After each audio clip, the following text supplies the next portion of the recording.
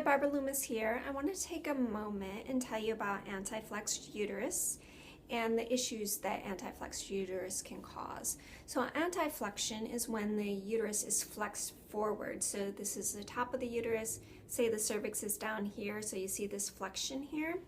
So the uterus weighs about 4 ounces when you're not menstruating and can double in size to 8 to 10 ounces right before and during your period. So that's a lot of extra weight on the surrounding organs or tissues and blood vessels. And so the uterus sits between the bladder. Say this is the bladder and this is the uterus. There should be this space in between. But when there's a flexion of the uterus can press right on the bladder.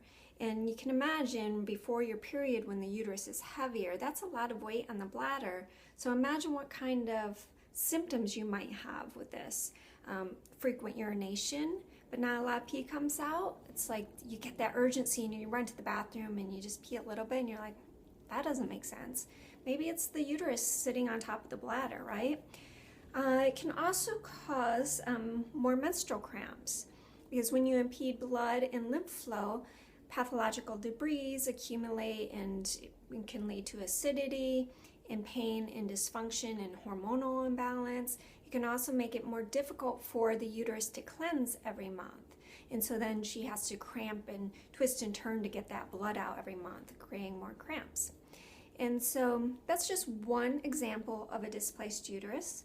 And I should add the uterus should be able to move in multiple directions, and it naturally does and should. The problem is when it's stuck in any one position and it interferes with the function of the surrounding organs and blood flow.